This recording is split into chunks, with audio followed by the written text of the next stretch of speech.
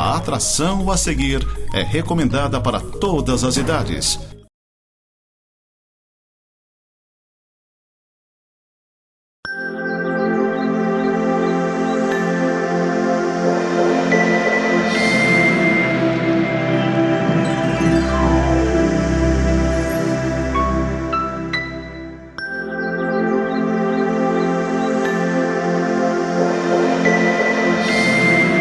Olá, queridos irmãos e irmãs, sejam bem-vindos a mais um programa Semeando para a Vida Eterna, programa da Igreja Presbiteriana de Lages. Nossa igreja fica ali na rua Coronel Fausto de Souza, 353 do centro, atrás do Seja. Então você é muito bem-vindo nas nossas programações. Nós temos a nossa escola bíblica dominical às 9h30 da manhã, com o início ali a gente tem uma devocional muito gostosa pela manhã. Meditamos na Palavra de Deus, oramos, cantamos alguns cânticos e depois às 10 horas nós temos a nossa classe de escola dominical para crianças, jovens e adultos. Então você, se quiser vir com a sua família, nós temos uma classe que as crianças ficam ali, temos os jovens, que tem o pastor Paulo que dá aula para eles, e eu fico na classe dos adultos. E à noite, às 19 horas, nós temos o nosso culto público. Você também é nosso convidado e nós temos agora ali um berçário também. Se você tem criança pequena, é mãe, você pode utilizar o berçário ali para trocar o seu neném ou, se ele estiver com sono, para dormir. E na salinha ali tem também como você acompanhar o culto pela televisão, acompanhando a mensagem que está sendo pregada no momento ali. Então você é nosso convidado, temos classe para as crianças também à noite, né? Durante a mensagem, as crianças têm uma preparação especial ali com a nossa tia Biga, que leva a mensagem da Palavra de Deus na linguagem que eles podem entender. Nós vamos ter agora uma mensagem dos nossos patrocinadores e depois nós vamos orar e ler e meditar na Palavra de Deus.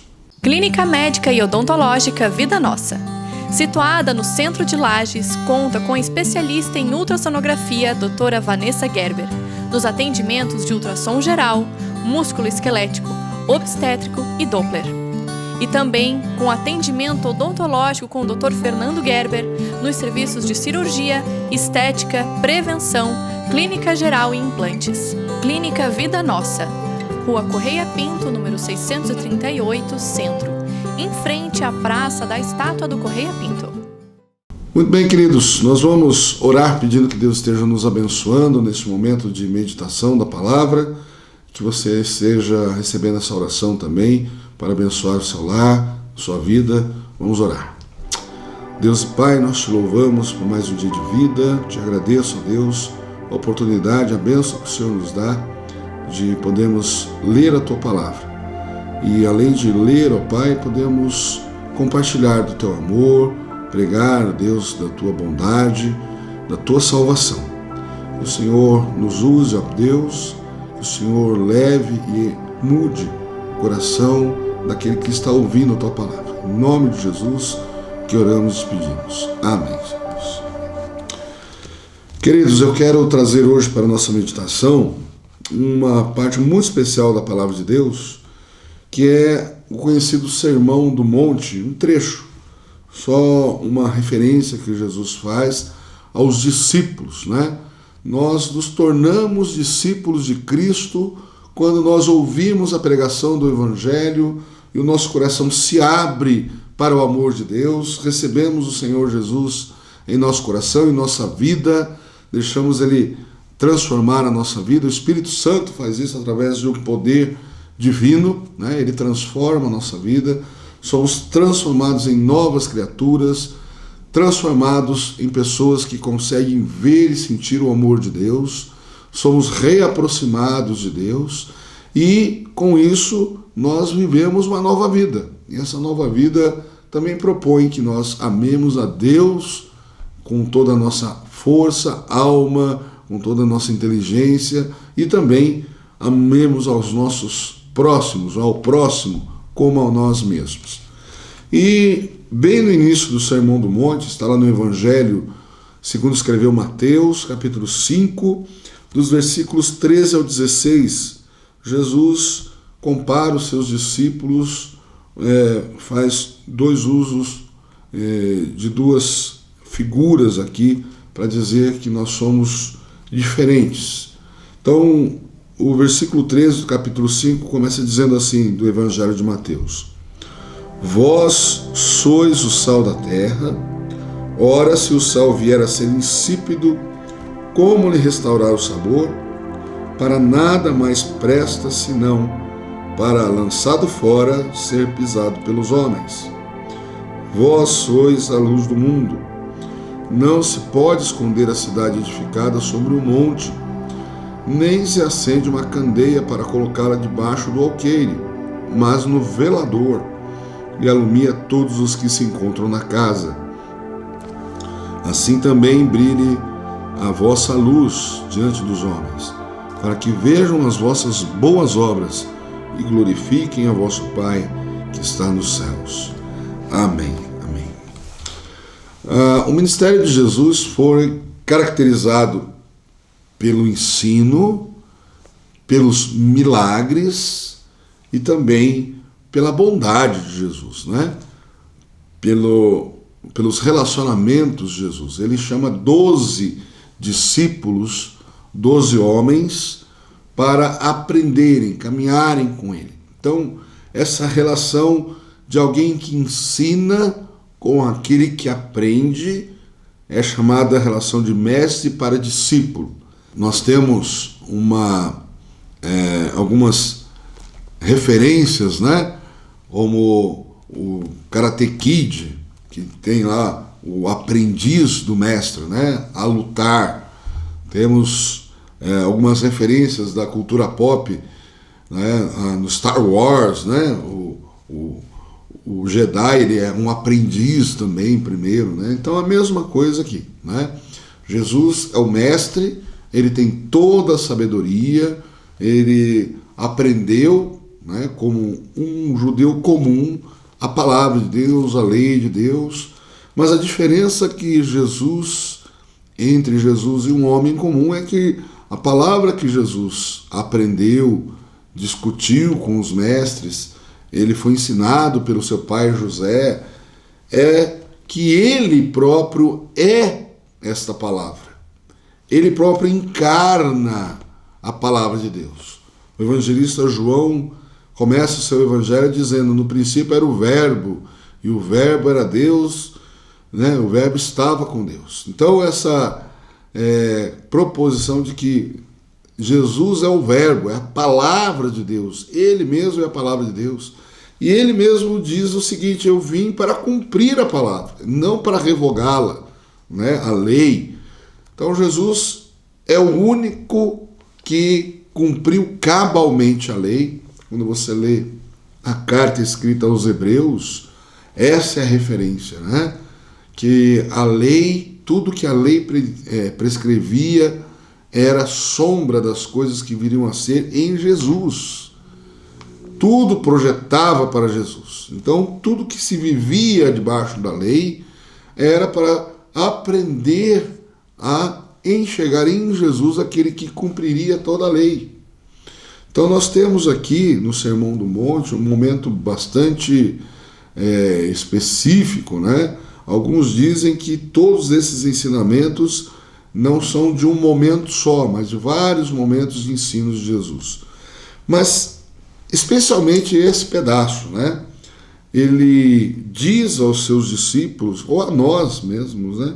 Mas nesse momento ele está assentado ali no monte, né? Ele se assentou num lugar mais alto, e nesse lugar mais alto ele fala para todos aqueles que estão ali ouvindo, sentados. Ele está num lugar privilegiado, um pouco mais alto, e o seu ensino chega a todos, mas especialmente aqueles que estão mais próximos dele.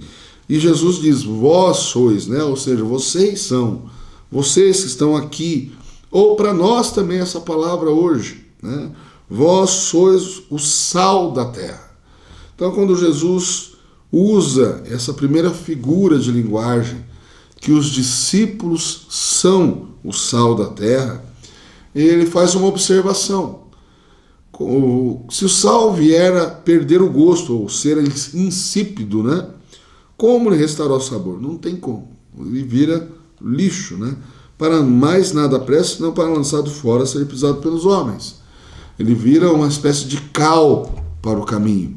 Ele não tem uma função, que é a função do sal. A primeira delas é dar sabor. Então Jesus, ele compara aquele que aprende dele, aquele que ouve as suas palavras, aquele que abriu o seu coração para o Senhor e Salvador Jesus Cristo, que aprende o seu modo de vida, que ouve os seus ensinamentos, que lhe é obediente, né? Tiago, né? A carta que Tiago escreve, ele diz assim: o que adianta eu ser um escutador da lei se eu não faço a lei? Não é? O que eu escuto eu não cumpro, né? Não adianta nada. Então, se nós somos esses discípulos, nós damos sabor à vida. O discípulo de Cristo, ele tem essa característica. Primeiramente, de dar sabor à vida. A vida tem mais sabor com o Senhor Jesus. Vós sois o sal da terra. Mas o sal não tem uma função só de dar sabor. O sal, ele tem uma função muito importante, que é também de preservar. O sal tem propriedades que ajudam a preservar os alimentos, não é? Eu estive já em 2 viagens ao Amazonas e numa delas eu fiquei numa comunidade ribeirinha alguns dias e lá não tinha luz elétrica. Então, como é que os ribeirinhos vivem? Eles pescam peixe e limpam aquele peixe e salgam. Então, o que o sal faz com aquele peixe? Evita o apodrecimento, evita que ele se decomponha. O sal tira a umidade, não é? Então, ele evita que o alimento se perca.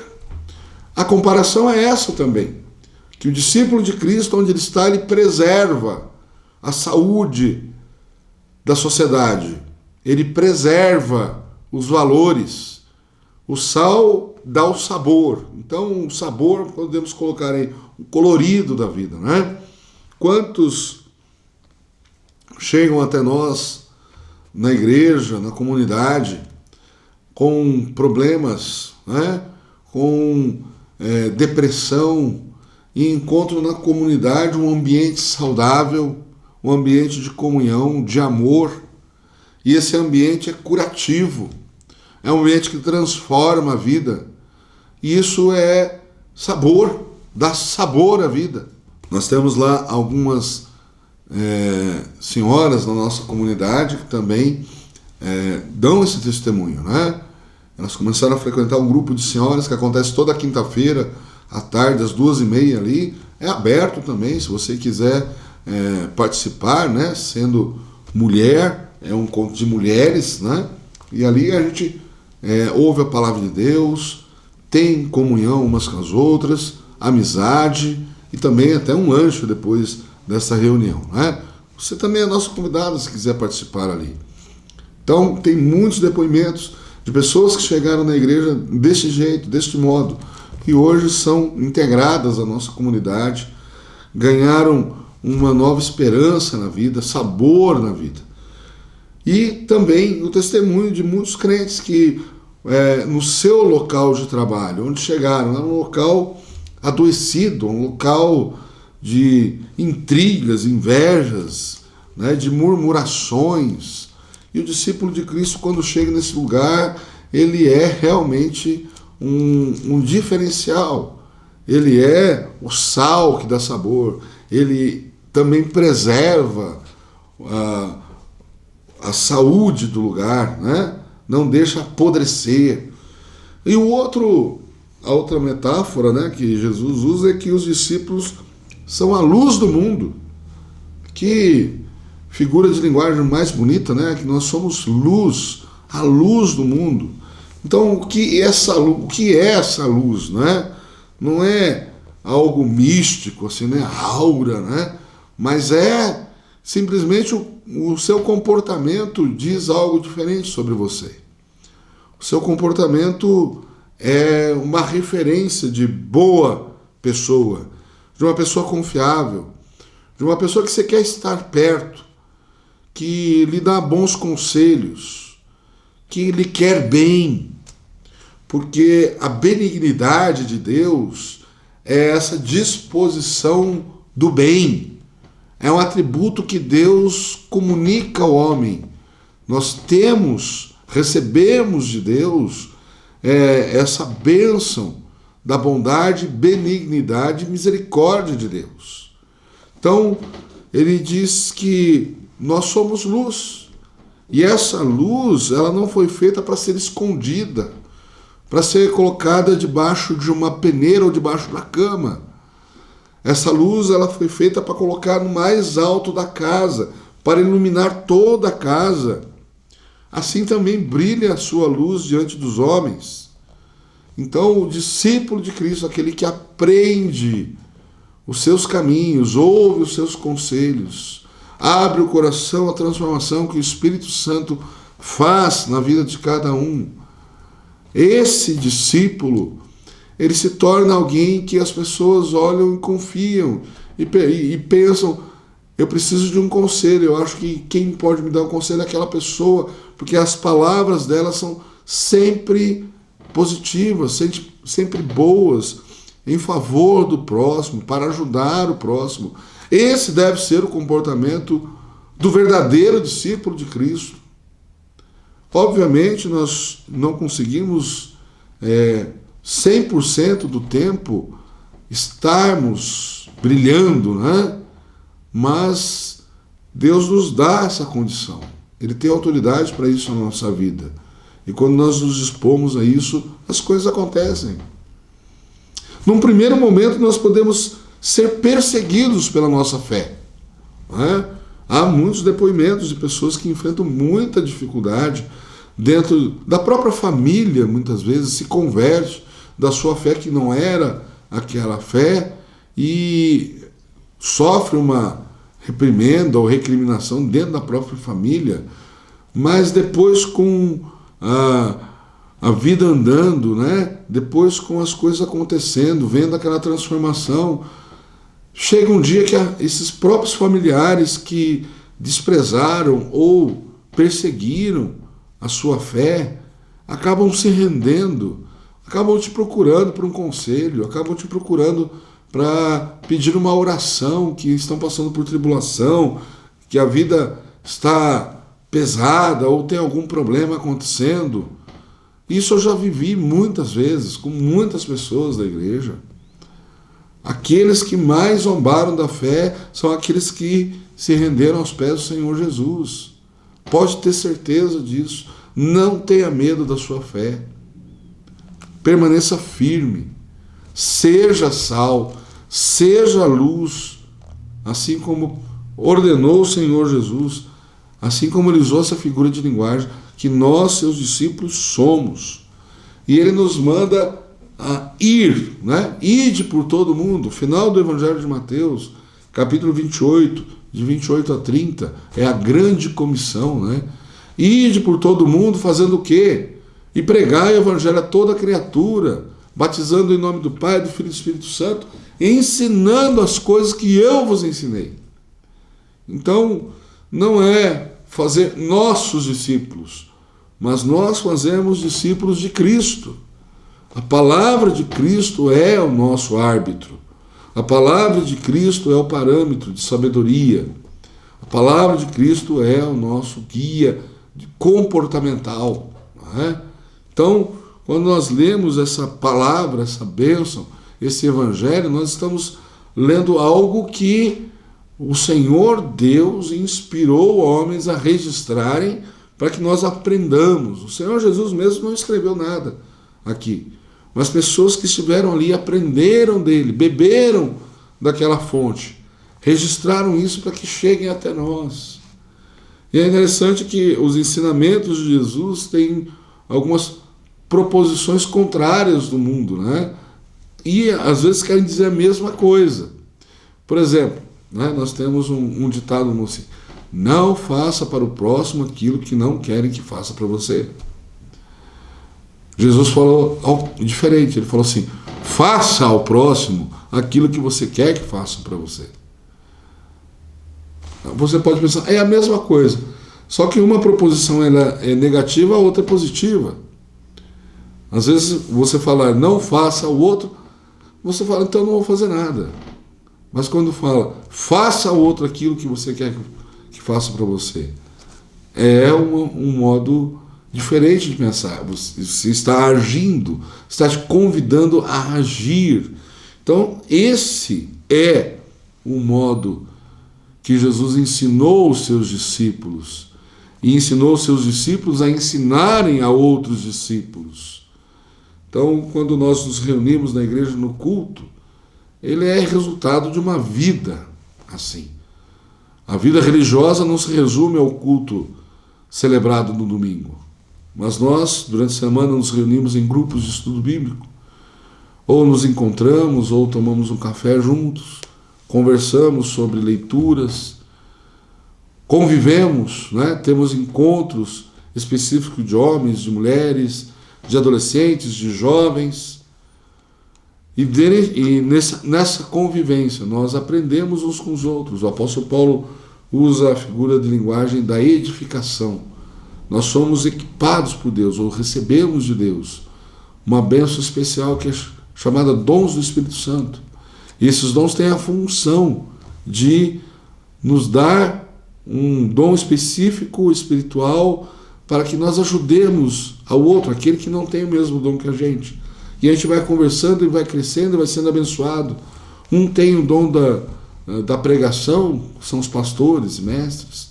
Outro tem o dom da misericórdia, que ajuda o outro, né? Temos oficiais na igreja, diáconos. Outros têm o dom do aconselhamento, da sabedoria, de levar uma palavra. Então, a comunidade, ela é feita de pessoas, de indivíduos, mas esses indivíduos formam um corpo. Nós somos abençoados na nossa reunião com isso. Nós temos lá pessoas que receberam o dom da música e elevam o nosso espírito, né? Tocando as músicas feitas para adorar a Deus. E alguns têm também o dom da oração, de interceder uns pelos outros. Então, queridos, uma comunidade de discípulos aprende primeiro da fonte do Senhor Jesus. E nós, quando abrimos o nosso coração para o Espírito Santo nos transformar, nós recebemos de Deus dons, e dons diversos, para a edificação da igreja. E isso é uma maravilha, é uma bênção, que nós vemos toda semana na igreja acontecendo. E eu quero convidar você a vir experimentar ser sal e luz no mundo que nos causa tanto dissabores, num mundo que está caminhando na escuridão, tateando no escuro, a busca de um Deus que muitas vezes é somente projeção do nosso coração. Eu quero te convidar a vir na nossa comunidade e buscar adorar a Deus, ao Deus verdadeiro, ao Deus que se revelou a cada um de nós através do povo de Israel e através do seu Filho Jesus. E eu convido você a abrir o seu coração ao Senhor Jesus, ao Evangelho da salvação. E Ele vai transformar a sua vida, vai dar sabor à sua vida, vai iluminar a sua vida. E eu quero que isso aconteça com você para te abençoar. Em nome de Jesus que nós falamos isso e te abençoamos. Em nome de Jesus. Até o nosso próximo encontro.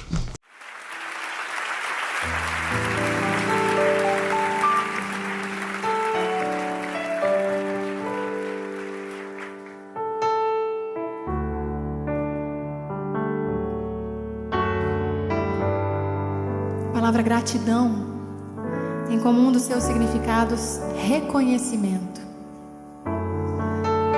Há um salmo que fala que aquele que oferece a sua gratidão ao Senhor como sacrifício, honra ao Senhor. É isso que eu quero oferecer ao meu Deus nessa noite, a minha gratidão. Estou tão grata a a Deus, tão grata ao Senhor, tão grata ao Senhor. E eu queria expressar isso a Deus, né? Minha gratidão. E eu cantei essa canção. É uma canção muito simples, fácil de aprender, e expressa a minha gratidão a Deus.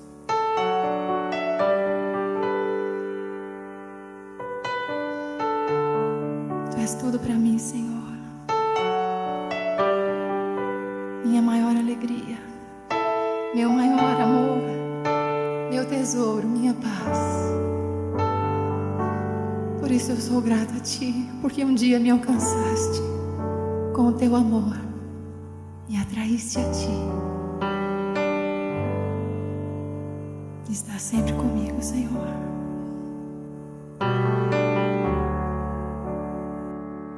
Em gratidão eu canto a Ti com coração, venho adorar. Minha alma está bem junto a Ti. És meu Senhor, meu Salvador.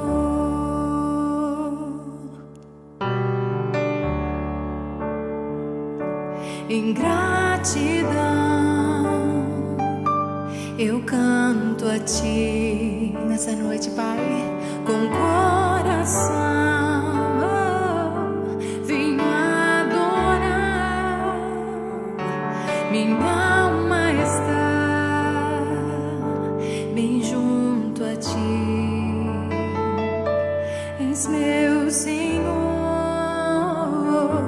meu Salvador.